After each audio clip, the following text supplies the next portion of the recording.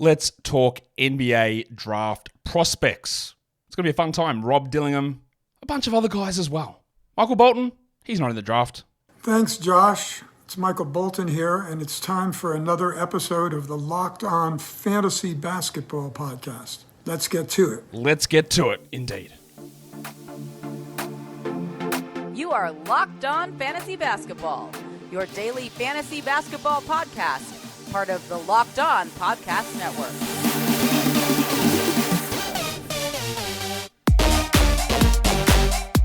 Hello and welcome to the Locked On Fantasy Basketball Podcast, brought to you by Basketball Monster. My name is Josh Lloyd, and we named the dog Indiana. I'm also the lead fantasy analyst at basketballmonster.com, and you can find me on Twitter as always, at redrock_bball, on TikTok, at redrock_bball, and on Instagram, at Locked On Fantasy Basketball. Today's episode is brought to you by LinkedIn. LinkedIn Jobs helps you find the qualified candidates that you want to talk to faster. Post your job for free at linkedin.com/LockedOnNBA. That is linkedin.com/LockedOnNBA. To post your job for free. Terms and conditions apply. Thank you also for making Locked On Fantasy Basketball your first listen every day. We are free. We're available to double bang on all platforms. So hit the thumb, hit the thumb up, hit the likes, hit the comments, all that sort of stuff, as we go through a bunch of NBA draft prospects in today's show. We've done a lot of draft guys already, and we're going to be doing Rob Dillingham today, Nikola Đjurišić, Reece Beekman, amongst some other guys as well. So we might as well get into talking about those draft prospects right now. For the first time on the show, we are going to be talking with, or not we are, we're literally, he's here right now. Nick Kalinowski is here. Nick, it is good to have you on the show for the first time. You may have seen a lot of Nick's work over on Twitter. He's at Cali Drafts, does a lot of draft stuff. And if you don't really know who I'm talking, just look for the logo that looks like the old Nets logo, but it's got his name across it. That's how you might remember. I go, who's that Nick guy with the Nets logo? Yeah, let's talk to him. Nick, welcome to the show. Well, thank you for having me. And the amount of times that I've actually been confused for a Nets fan, I just really like the logo. I've been a lifelong Wizards fan, but I've had people reach out to me and be like, hey, can you talk about the Nets on my podcast? I'm like, I don't really watch them, but I really do like the logo.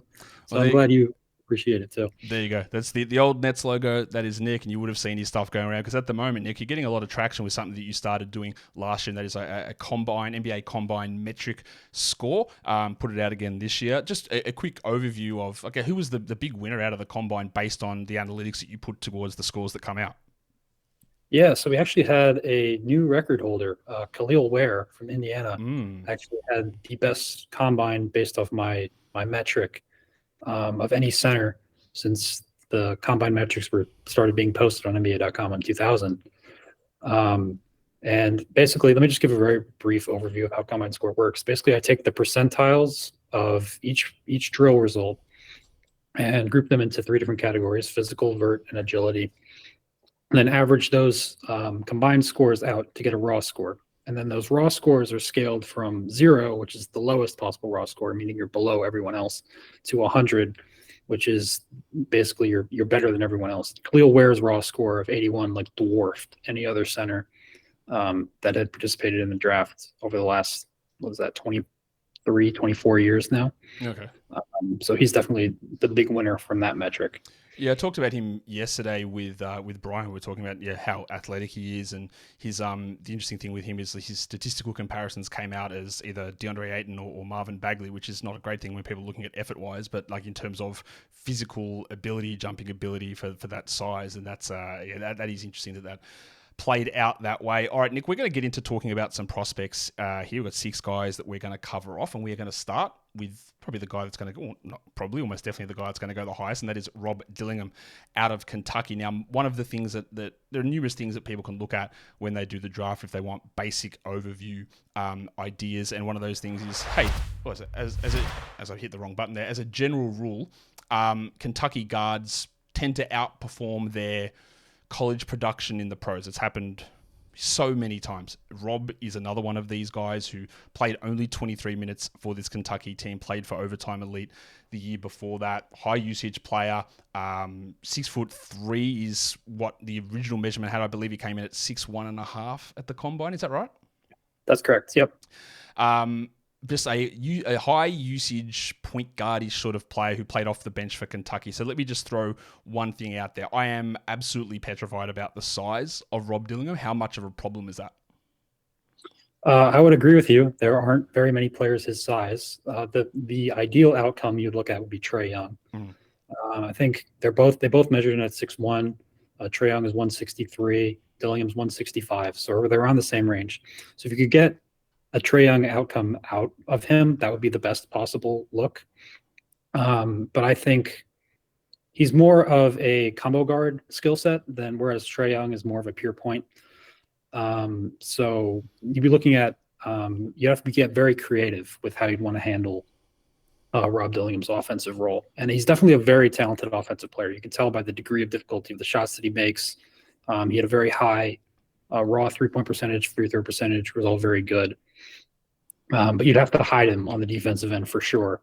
And so I think the team that he goes to will matter for him a lot more than it will for some other guys. You talk Trae Young as that player, and one of the statistical shape comparisons for Dillingham is D'Angelo Russell as well, a guy that has these struggles defensively at times. Obviously, he's a lot bigger. That's not a physical comparison. That's more of a statistical shape comparison with Dillingham. Now, I guess the thing is that Trae has these outlier skills, like outlier passing ability, outlier, not necessarily three-point shooting conversion, but three-point damage and three-point, like where you're taking the shots from and how much of an impact that is as a perceived shooter. Does Rob have that outlier ability that means that teams will put up with and build, because you've got to really build around these significant deficiencies? Does any of this offensive stuff look to you to be something that a team will go, all right, we can deal with this, we just put the right guys around it, or it's just like, I don't think it's going to be worth our time?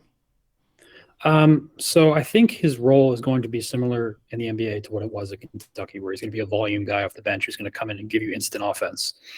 The difference between him and Trae, as you mentioned, is also that playmaking skill. He has it. It's pretty good, but it's not standout like Trae's was. And one of the things that I was looking at when I was trying to compare those two players in advance of this meeting, actually, was Trae Young in college at Oklahoma. They both took a ton of threes, but Trae Young's only had 27% of his threes assisted, which means that he's probably creating a ton of those shots for himself. Whereas Rob Dillingham at Kentucky had about 75% of his threes were assisted, which means other people are creating for him. So we didn't really get to see those jump shot self-creation ability that we know Trae has. We don't really know if Rob has it. It's something that, as you go back to those Kentucky guards, I think they weren't asked to do it as much in a slowed down, more directed college offense, whereas the NBA will be more free-flowing.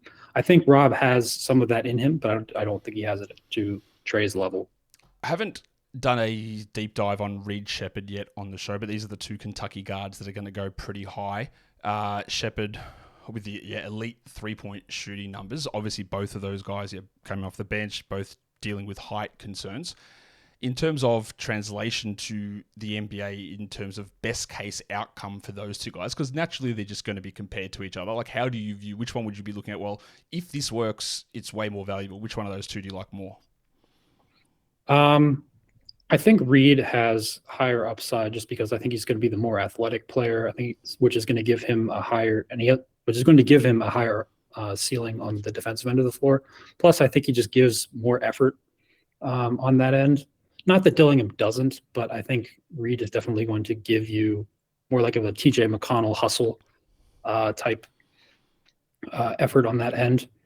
So I think if both of them hit their ideal ceilings, I would rather build around that Reed Sheppard archetype than Rob. But I think that's not to say that they won't both be productive if they hit that level. Rob, one of the criticisms I've seen of Dillingham is that he's plays out of control. He's takes some bad shots. He maybe doesn't get his teammates involved as best that he can. He's not he's just playing not in control. He's maybe carried over some overtime elite habits through to playing in a more structured situation in Kentucky. Is that valid? I would say so. He's very hot and cold, I think is how I would describe it. Like when he's on, he hits these absolutely ridiculous shots that, there's that classic saying the coaches are all like, no, yes, it went in. Yeah. That's the Rob Dillingham experience, whereas Reed Shepherd is going to be definitely more selective with the shots that he does take. But that's also what's gotten Dillingham to where he is at, like now. It's the skills that he's going to bank himself on the offensive end. So contested makes are going to be his bread and butter, especially as an undersized guard. So the fact that he can hit them and he's shown that he can hit them is a good sign, but I think he has to do it definitely more consistently. In a draft like this one, it's, as a general rule, you would say, like, man, I'm not taking this backup gunner guard in the top 5 who's undersized. That's just, maybe he's never a starter. That doesn't make sense for me to draft someone in that position. But in a draft like this, where maybe you actually can't find consistent high-level starters really in many spots, does it make sense to sort of change your thought process and go, well, I think he's going to be productive. He might have a 10-year career as a 30-minute, 27-minute a night bench guy, and if he doesn't evolve into a top-level point guard, that's actually okay. Is there validity in, like, I guess reframing our expectations on a player and their role? So I think that's where the team fit is going to come in. Like, if you can hide him on defense, he's going to look a lot better early on in his career. Like, I think he'd be a great fit on the Spurs because you could just tell him on defense, just funnel him to the alien in the middle. Yep. And then on the offensive end, you'll have some of that creation taken off of you by guys like Devin Vassell or Victor Wembanyama, because those guys will get more attention. So you'll have more of those better looks. So you won't be forcing up that bad shot selection that he showed at both OTE and Kentucky. Whereas if you put him on a team that doesn't have those other creative options, and he's going to be one of the main focuses on your defensive scouting report, I don't think it's worth the gamble to take him there, because I think he'll do more harm than good, at least early on in his career. Part of the way I approach my draft coverage is I keep an eye on things all through the season. I'm not doing a 365 days. I'm doing a bunch of other stuff. But then with the season ends and we start to get into it, then I come out, lottery, do a mock draft, first 14 picks, and then we dive deep in. And I had him at number 3 to Houston for a lot of those sort of reasons. Like, he's not going to be put into the position of, like, you need to start and be this number 1 guy immediately. He can play alongside a men with the ability to be a former teammate, but also have the defensive ability there. He can sort of sit behind a smaller point guard in Fred VanVleet and learn some of these things and not be put into that position where he's going to be in a situation that could burn him immediately, plus a highly structured defensive scheme in Ime Udoka. So you're saying the Spurs stuff for that specific fit, that's how I saw him with Houston. I didn't love a lot of the other prospects as well in that position. Do you think there is a validity in just getting him into a position where he can ease into things is going to be more beneficial overall? Yeah, that's kind of what I was hinting at, because I think it'd be a good way to kind of extract those bad habits and drop them. If he can learn from either a Greg Popovich and Ime Udoka or a veteran on his team, I think that would definitely be more beneficial than just getting thrown into the fire or ending up on a team like my Wizards where his mentor is Jordan Poole. Oh yeah, which would be the absolute worst case scenario, I think, in my opinion. That would be disastrous, honestly. Like, I cannot see how that would work at all. But that's enough of Rob Dillingham. We're going to get back with some more guys in a second.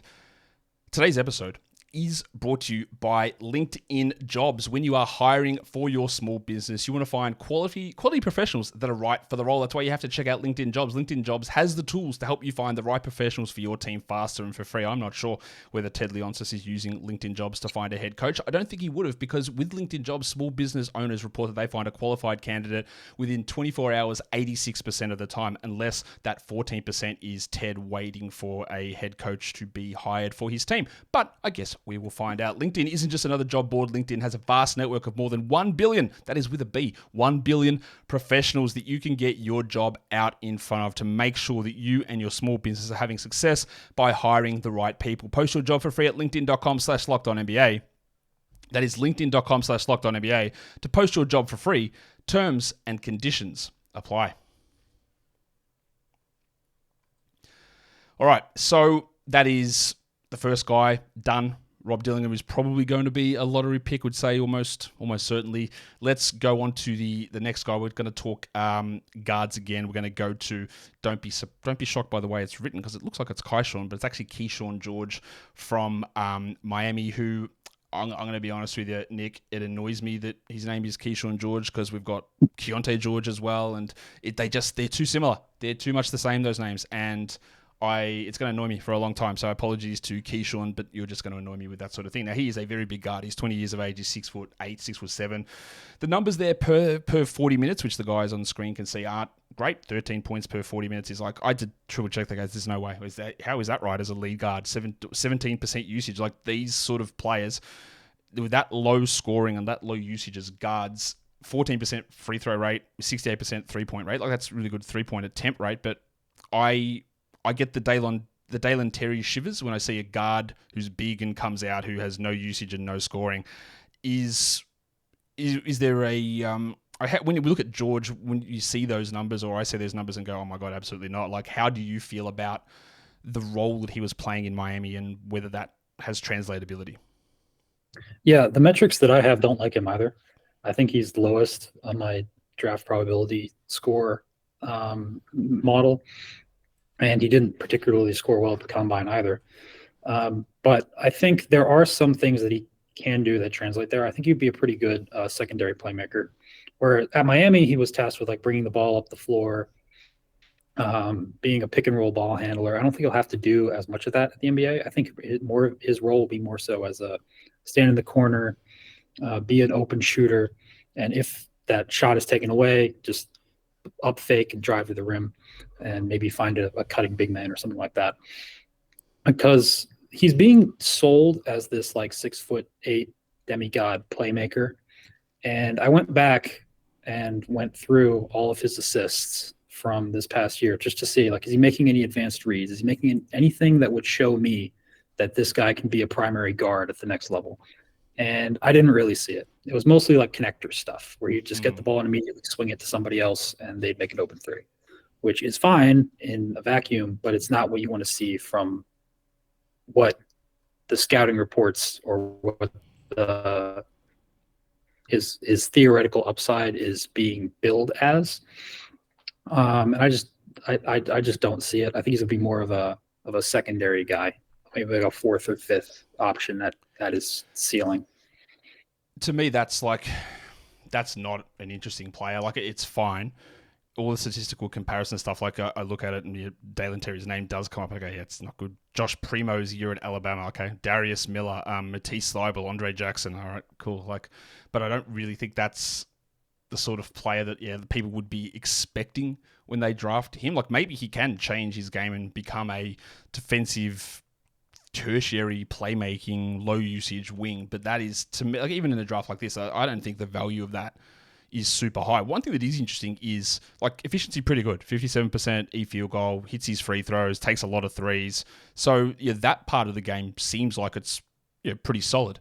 But I guess it's a part of where he sees himself, and does he think, well, no, I am actually a point guard, or will he accept, like, no, I'm not. I'm now this guy that just is basically a 3-and-D wing.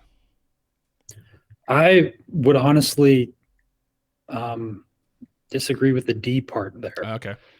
I think he's very stiff. And he did not test well agility-wise or vert-wise at the combine. So he doesn't really have that athletic upside to indicate that there is some defensive ability in there.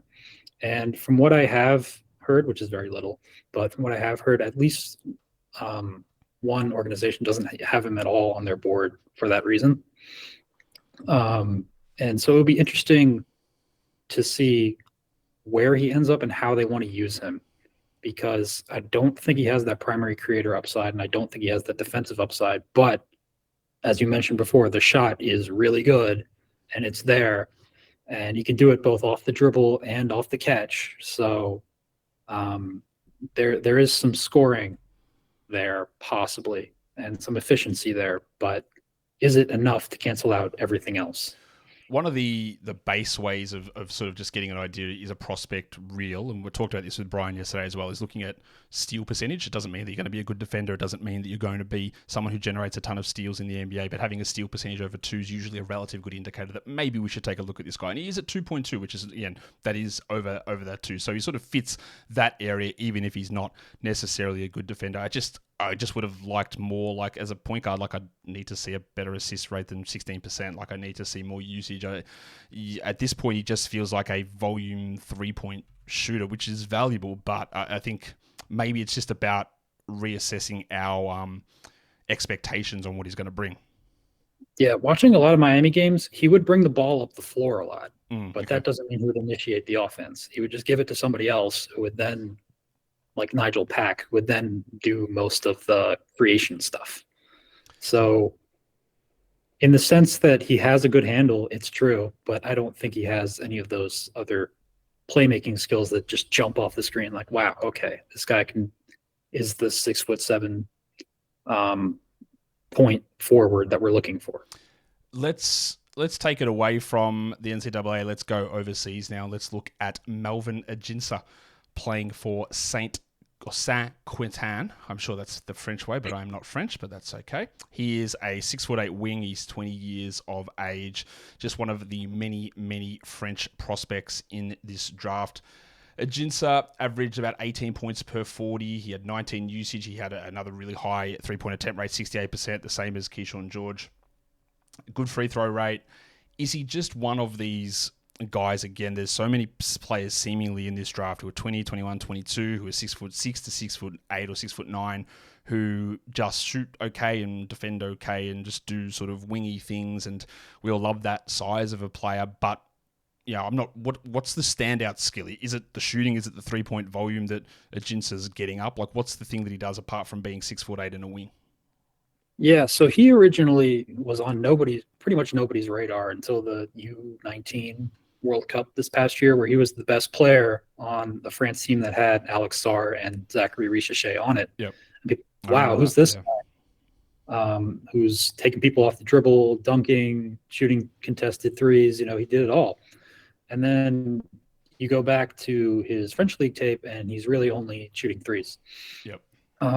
But that's not to say that it isn't valuable, because to me, I think he has the best shot diet of any of the major international wings in this class. Like when you actually watch the film and you see him, the type of threes that he's taking, he's like flying off pin downs, fades, off the dribble, step backs. The degree of difficulty on his attempts is pro level, NBA level. And I think that's hurting his percentage a bit. And I think that's what's going to be his main sell. Other than that, there's a rumor going around that he has a negative wingspan. And if he does have a negative wingspan, that's not a good look for his defensive upside. So we'll have to see what happens when he tests at the Adidas Euro Camp. But I think the effort is there and the fundamentals are there, but I don't know if he'll be an elite defender at the next level. The 3-point shooting volume is definitely the thing that stands out when you look at it, okay, getting those shots up in that environment. And often the European prospects don't have these high 3-point attempt rates coming across. It's just a different sort of game that gets played over there at times. That's intriguing to me. That the size is obviously prototypical, but lower usage player. But hitting his free throws is good, relatively efficient. There are little things there, but in the end, like these are just these sort of dart throw type of players that sort of just pop up onto the radar. And I talked about this with someone yesterday. The way that Victor Wembanyama sort of captured everybody's attention has put a greater focus on French basketball. Not to say that these guys don't deserve it, but we are seeing double, triple the amount of French prospects sort of in the discussion. Whether this is just a golden age of French hoops or people are just looking more closely, I guess we'll find out in the next 4 to 5 years. But I think there's some of that's a part of it where we are just putting a little bit of extra focus onto some of the French guys because of the focus that was on Wembanyama last season. I think Wemby also set a good trend too of the younger French prospects going away from the bigger teams to the smaller teams where they have a much larger role. And be able to showcase their skills a lot more. Because if you look at the previous generation of French guards, like a Théo Maledon, for example, he was like a 9-minute, 10-minute per game player on a EuroLeague team. And how much can you really take away from that? Whereas you get Ajinça, Richaché, Wemby, who are playing for these smaller French teams, but they're getting way more looks, and they get a much bigger focus in the offense, so you can get to see what they do a lot more. And I think that's definitely helping French basketball out a lot as well. As a general concept idea, this is just coming to my head now. Like, we know this, we've seen a lot of this stuff, like even going back to, like, he's not French, but Denny Avdia, who would, play like 11 minutes a night on whatever team he was playing for in the EuroLeague. I think it was Maccabi Tel Aviv. I can't remember what it was, but you look at, well, how do we extrapolate these numbers out? He's barely seeing the court. For this team, yes, it's a high-end team, and the average age is 28, blah, blah, blah. But, like, maybe there's something to it with, like, we even saw with Bilal last season, like, play for the B team. Like, go out there and, like, play against your age mates, go out and dominate them, and then get a call up at some point during the season. But rather than getting, like, for their prospects, is getting 10, and we know the European coaches are like, why do I want to play you? You're not helping my team. You're just going to go to the NBA. Like, play the junior team, play the B team, and kick it up there, and let's see where we go. I'm not here to influence what the Europeans do with their teams, but maybe that's a better evaluation tool for us to see that against age-appropriate competition in roles that allow them to flourish, similar to the ways that guys would do it for either the Ignite or through college. Or does that make it more complicated, do you think? There is a French youth league that exists. It's the Espoirs League. Yeah. But I think it's very low level of play. Like, it'd be equivalent to if they were playing in, like, the third division. But is that because those guys all just get pushed up into the first team and playing 10 minutes as the 10th man? They're like, if those guys actually stayed back down, the strength of that league, especially, again, like, there's probably 7 French guys who are, like, considered top 60-ish prospects this season, I would guess. Obviously, one of them was Alex Sarr, who didn't play there, but if they didn't go up to those teams, maybe that competition would be stronger. I'm just talking out of my ass here, like, for something that came out of, just thinking about this. But that idea of, like, showcasing in a situation where you are more focused, it does probably lead to better results or better interpretation of what the player's like versus, taking Drug and Bender at pick number 4 because we see maybe you can do it in 8 minutes a night. I guess, but another way you have to look at it is in the Espoirs League, maybe like 1 or 2 players are ever going to make it to the first division in France, and the rest are probably going to be those 3rd and 4th division players. So how much is that really going to show if you're dominating the equivalent of, like, Division 2 college opposition? Yeah, true. Yeah, it is an interesting thing. It's all contextual when we look at your teams and players and roles, especially coming from overseas. Like, who's on your team? What's your team trying to do? What are they doing with this player? Where do these numbers translate across? And that's part of the mystery, I guess, in unlocking scouting. We've got some more guys to unlock, including another European guard, forward, wing, whatever we're going to call him. But there's a little bit of a split debate about him. We'll get to that in a second.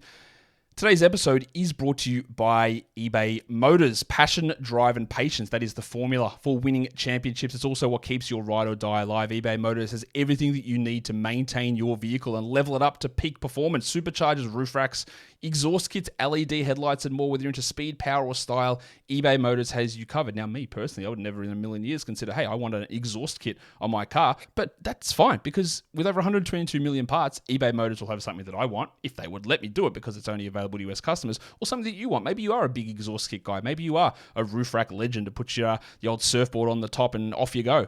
And that's how you level your car up. But with eBay Guaranteed Fit, importantly, not only the 122 million parts, but your part is guaranteed to fit your car every time or your money back. And with those parts at those prices, it is easy to make your car the MVP and bring home the huge wins. Keep your ride or die alive at ebaymotors.com. Eligible items only, exclusions apply. And as I said, the eBay Guaranteed Fit is only available to US customers.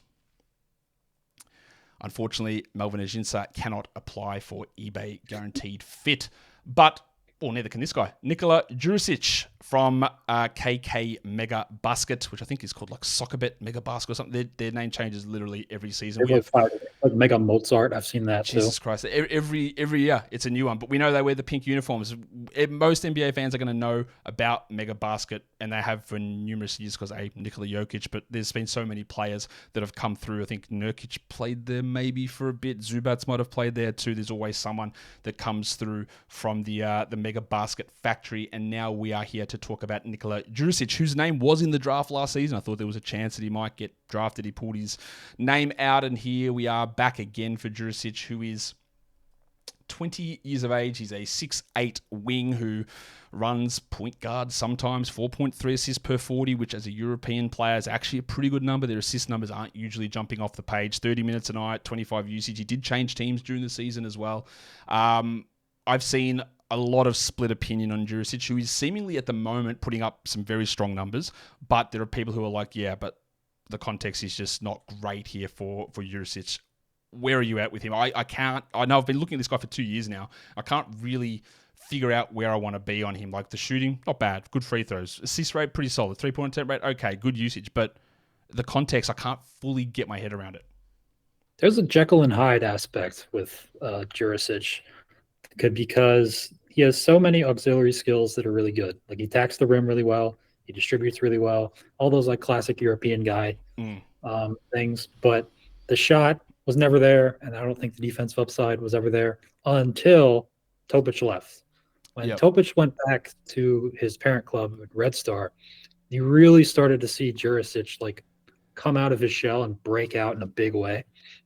And it just seemed like it was one gargantuan stat line after another. And he actually started hitting threes. It looked a little bit like he made a change in his jump shot form, and then it's finally started to click for him. And when he went to the combine, it seemed like some of those playmaking skills showed up against some of the elite college prospects in this year's class.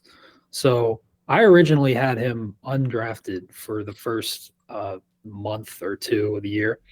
And then when he finally started to show me things that was like, oh, there's actually a well-rounded wing in there. I started to move him up, and I think he's pushing late first territory for me, especially after those combine games where he looked well in his own element against those other college prospects.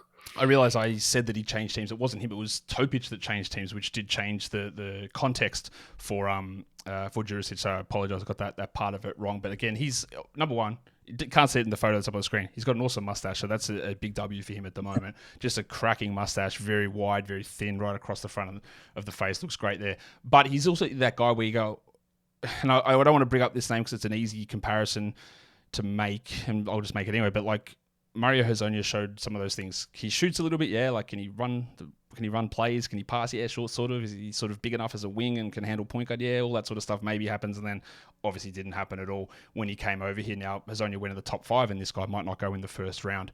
But is there validity to that sort of a player archetype of that guy who's, again, it feels like almost a standard European guy? Like, can he shoot a bit? Yeah. Can he pass a bit? Yeah, sure. Is he decent size? Yeah. Can he defend? Yeah, maybe. Like all that. That's sort of a lot of guys seem to push into that bucket of players. Yeah, I wasn't around for when Hezonja came out, but I actually did go to Madrid this summer, so I got to see him play. Okay. And if you're looking at maybe a comparison, I think either he or Canan Musa, both of whom play for Real Madrid now, I think would be a good comparison for him. And those are two top-level European players. The thing is, how are they going to fit into the NBA system? I think there are enough skills there to where you take a chance, especially in a weak draft like this, where there aren't very many guys with standout skills. You see Đjurišić attack the rim with such ferocity, especially against some of the better teams in the ABA in the playoffs. And you just think to yourself, I have to take a chance on this. There is something here. And the fact that he went to the combine, wasn't nervous, played really well against some of the other guys his size. I think he showed enough to warrant draft consideration, and to kind of avoid that Hezonja bubble that's kind of over his head. But we'll see. when you think of European players, to me, there's always two groups of guys. There's the absolute studs. There's the Wembanyama. There's Doncic. There's Porzingis. These guys that go really high in the draft who are just always sort of not destined for stardom, but you can see that. And then there's the second group of players, which a lot of them, it doesn't work out, like a Ajinça Musa, who came across with this, he's 6'8", he's 6'9", he's dribbling, he's passing. These sort of players. And that sort of grouping who's not the elite top-end guy, the one I always look at as the best or the most successful, maybe there's just another name that I'm missing out on here, but I always look at Bogdan Bogdanović. Obviously, he came over later in his career, but he's come over and worked his way into an absolutely elite NBA role player after being a star in Europe, whereas some of these other guys who are stars in Europe don't come across necessarily like and be that player, whether it's a Vasa Micic or Sasha Vezenkov, who came across this season. They haven't worked into that elite role player level of Bogdan as without being that top level Wembanyama, Doncic type prospect. Bogdanović has got those similar traits. He shoots, he passes, he dribbles, he struggles defensively. Like, it's all that same sort of stuff around these guys. So, like, again, it's an easy comparison, especially given where they're from and the sort of game they have. But, like, is that like a best case outcome you think here for a Đurišić? Yeah, that was the player that I was going to bring up as a best case. The thing that is concerning with him a bit is when Topic was there and he was asked to do more role player things, he didn't really stand out as much, and those skills didn't necessarily show up. So that was a great point that you brought up, actually, that could be indicative of maybe how he may adjust to a lower tier role. Yeah. But we'll see. So I think that's a problem with college prospects as well. You can see the guys who come in and you dominate with 33 usage and they just bully their way through. Shout out to Johnny Davis. And you go, well, what are you going to do when you're not doing that? Like, can you do anything else? And the answer for him was no at the time, and it's very clearly no now. So, like, that's always a concern for me, is like role scalability and where you position yourself. So it will be interesting for me. That's probably the thing with him that I am concerned about, is that there's not many of those, say, the tier B European prospects who come across who do fit into that sort of position and can do that sort of thing. A lot of them don't really have that level of success necessarily. Like another one, like a Nemanja Bjelica, who did it for 2-3 years, but coming off a EuroLeague MVP, and then like he's back over there now. So that is, yeah, it is an interesting sort of thing that is, it's hard to categorize, I guess, 100%. Next player, we're going to head back to the collegiate ranks. And we're going to talk about another guy who was in the draft last season, didn't end up going through, obviously. And we're talking Reece Beekman, guard, Virginia.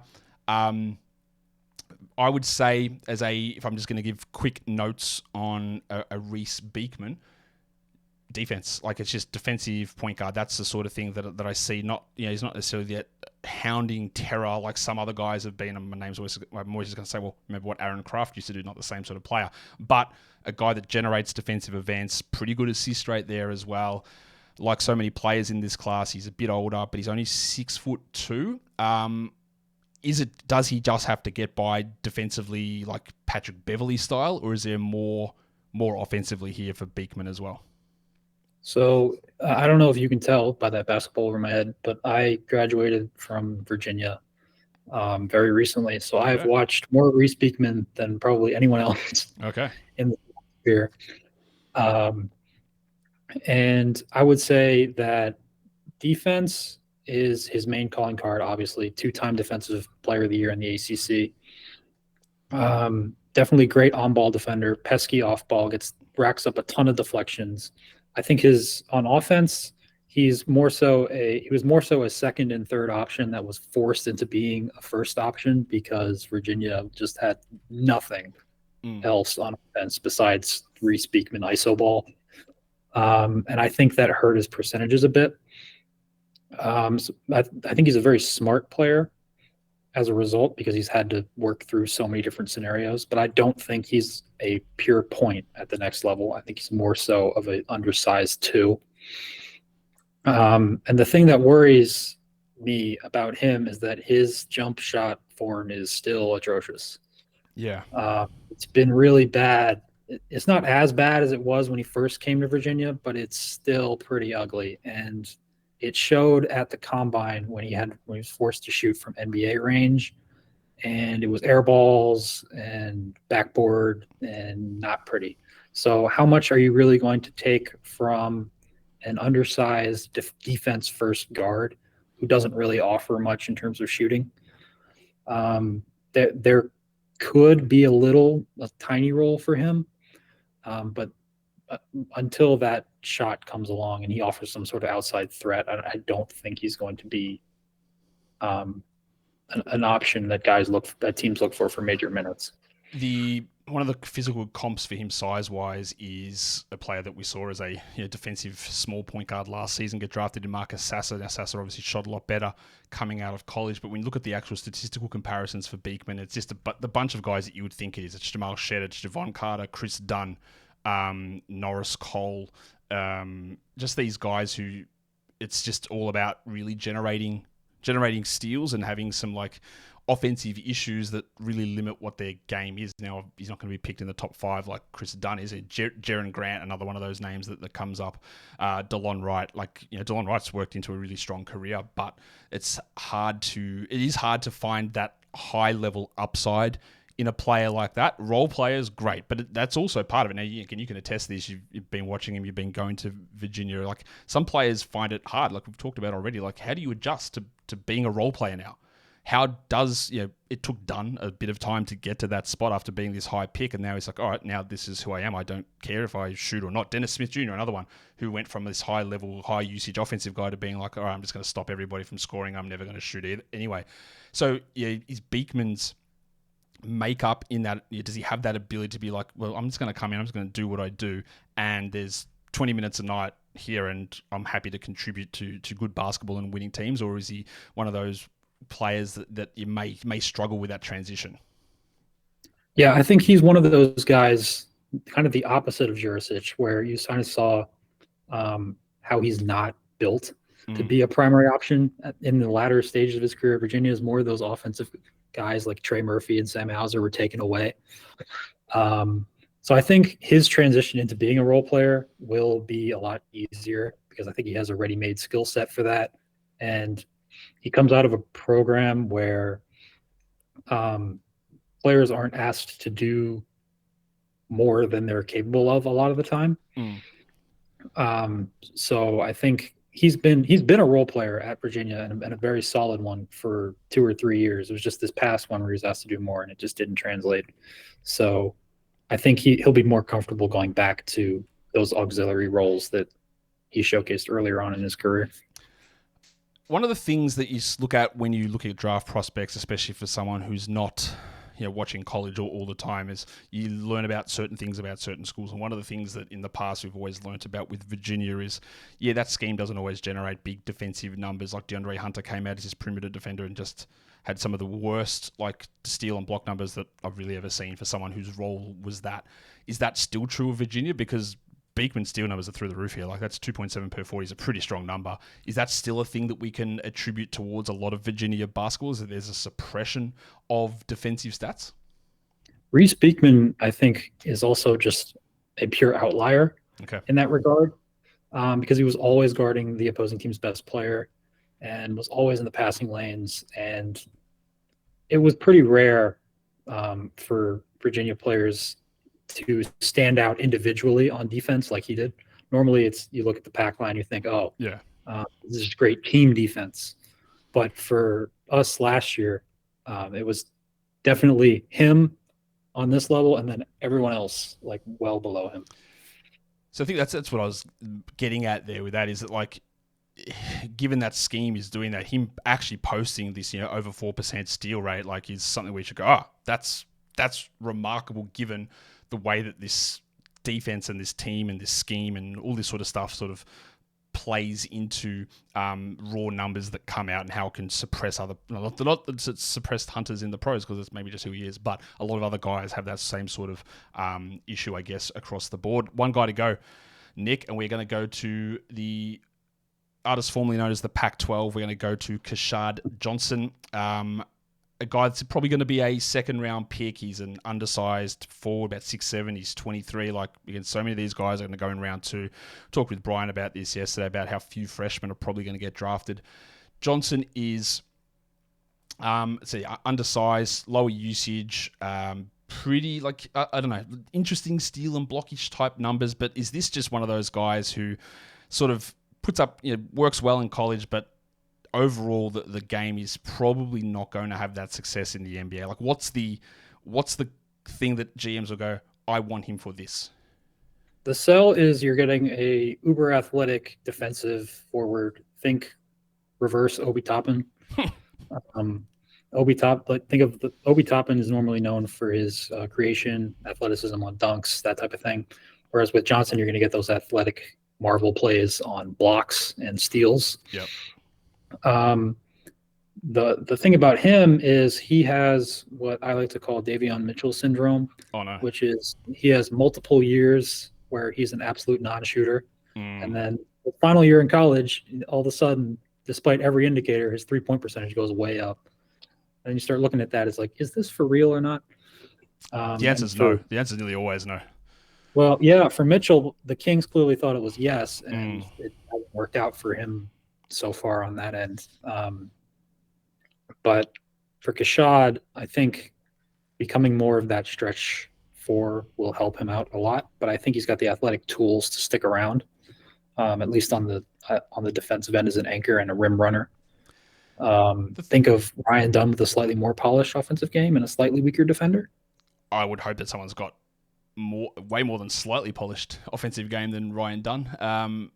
Sure. The 3-point attempt rate is encouraging. Like 34% attempt rate is strong. That's a good sign. But again, when you look at some of the stat comp names, it's these lower volume guys: Pat Connaughton, Isaiah Livers, Jake Lehman, Terrence Mann. These guys that are undersized, I guess, if you're wanting them to play at the 4, that they get by on some level of shooting, but it's still like extraordinarily low volume stuff. Whereas from a lot of those guys, like a Connaughton or even like a Livers or a Jake Lehman, you go like, what do you do? Like, what's the thing that you do apart from like you sort of fill space? You go like, you're not going to 100% kill us, but I'm not really sure what you're bringing. And even if you are the 10th man of the rotation, I think a lot of the times the teams are going to be looking and saying, you probably need to just do better than that in that position. And that to me is not a great sign. And there's no one, I don't see the one outlier skill with Johnson where I go, that's great, let's wait for the other stuff to catch up. It's like everything is like mid, and it just sort of sits there with, that athleticism is great, but like, what else do we bring? Like, I know you talked about the Davion Mitchell syndrome. Like, is there anything that would suggest that like maybe that actually becomes a real weapon, or are you just like gonna put that in the like until you show me more? I'm just not believing it. Yeah, and then you already mentioned he's 23, so room for development is going to be very slim. So I don't think he's ever going to be like a major playoff rotation player. But if you're looking at guys for like 2 ways, 10 days, injury replacements, I think he's a pretty good option there. But outside of that, I don't think he offers much on offense or defense outside of like spectacular blocks to warrant anything more than a minimum contract. That's where we get to, because there's going to be people who say, Josh, there's going to be these older players who don't get drafted who always develop into something like, you're seeing him now, like Naz Reid is doing that at the moment for Minnesota. But Reid had this outlier offensive usage ability as a big man at LSU. Like you go, oh, that's really interesting, but we worry about a bunch of this other stuff that he does, or even like a TJ McConnell, undrafted, picked up by Philadelphia and Indiana. It's like he's got this outlier defensive ability and stamina and keep going, all that sort of stuff. It's like, and maybe Johnson's athleticism and out of position blocks is that thing, but it is hard to get by when you don't have the one thing that is there, and then we wait for the other stuff to catch up, because again, teams don't have time a lot of the time, and when you're already 23, that is the full Davion Mitchell. When you're already 23, it is harder to get to that spot. But that will bring us to the end of talking about these prospects today. Nick, it was great to have you on the show for the first time and go through a bunch of these players. So tell people sort of what your approach is, what work you put out over on Twitter and other stuff that you do, and the approach that you have across the scouting landscape. Yeah, so in my education, I went to school for statistics and data science. So I do have a little bit of an analytical inclination. I have several statistical model results that I post a lot on Twitter and that I use as inputs to my board, but I also know that those numbers have to include context. And so I I do try to watch as much film as I can to see how much some of those numbers actually mean. So I would say that I'm a little bit of a hybrid between film and analytics, leaning a little bit more toward the analytical side. But overall, I think I have a pretty well-rounded approach to scouting. I think that's obviously got to be the way that everybody goes. You've got to look at numbers, because you can't watch every possession of every player in every game across the world. It's literally impossible. You can't do it. So you've got to have some sort of base around the numbers, and understanding context behind them is really important. I think, and teams probably do have this as well, but I think one of the big developments that will come across the next 3 to 4 years, whether it's in NBA stats or scouting and translating player numbers, is having formulas based around context, where it can just be like, well, these aren't just the numbers. We really do like the pace adjustments, but about role adjustments, about individual performances against which team and how those numbers bumped up and down versus who was on the court with you, and being able to translate all that across, and that brings out, well, this is this, but we've adjusted everything through context. Now, there's so many different variables in that it probably takes a little bit of time, but I do feel that we can. It's something that's not insane to be able to get to be able to put all these numbers. We can always talk about, we could look in context, and this happened after Topic left with Đjurišić, or we can look at Dillingham's role in Kentucky versus other guards in Kentucky. But I think that's sort of a step that can push further in that analytical assessment of players. I saw one time there's a tool that was posted a long time ago by a person who works for the Nuggets now, and it was like a coach adjustment for player stats. So based off what coach you played for, how that coach's system puts your numbers more into context with an average NBA offense. I thought that was pretty cool.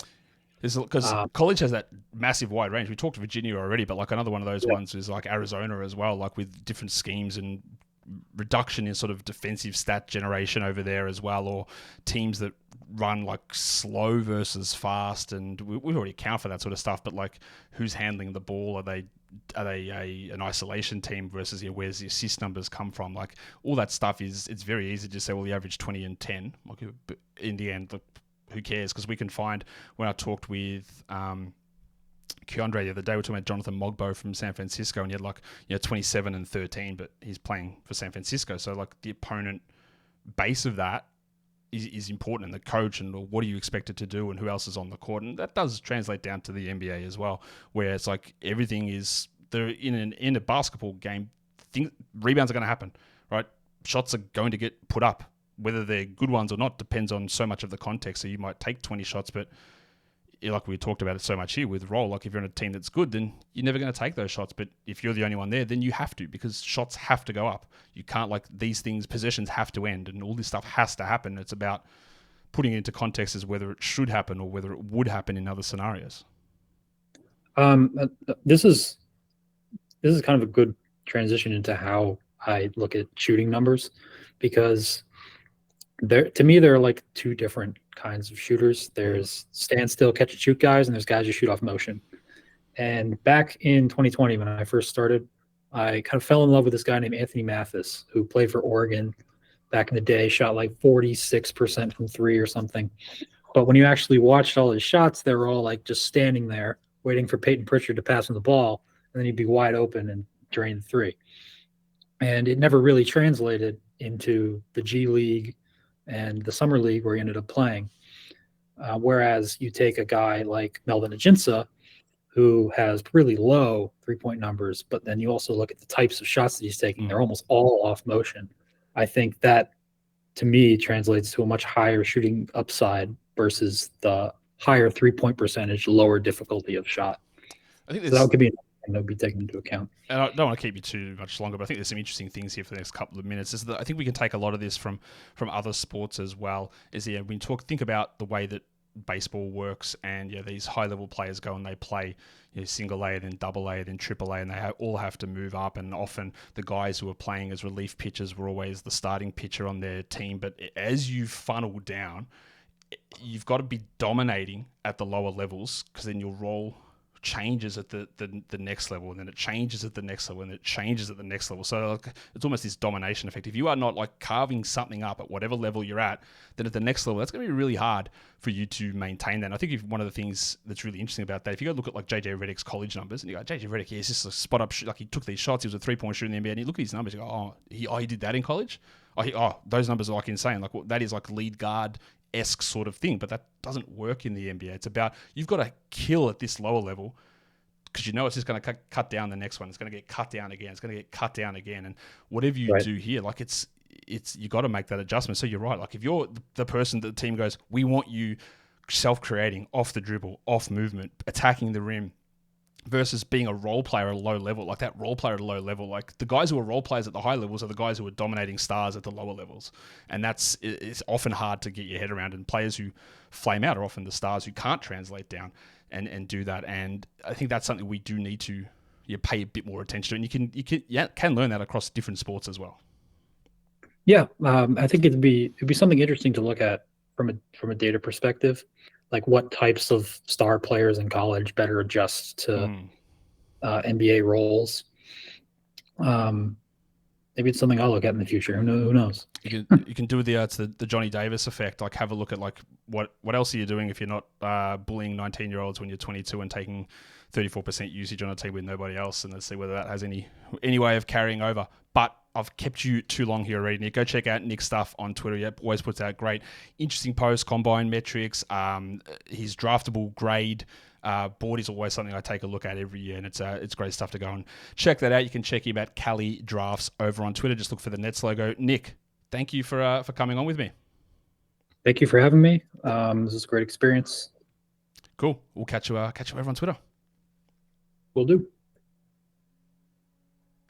And that'll bring us to the end of this show. Again, go and check out Nick on Twitter. He does really awesome work with his draft grades and his combine stuff, and he's just sort of getting into this and developing a following regarding the NBA draft. Oh, as my voice breaks over this last couple of seasons. But you know where to follow me. Well, you double bang it right here to begin with. I'm not Mike Breen, but I do love a double bang. Hit the thumb, leave your comments, all of that stuff. Guys, we are done here. Thank you so much for listening, everyone.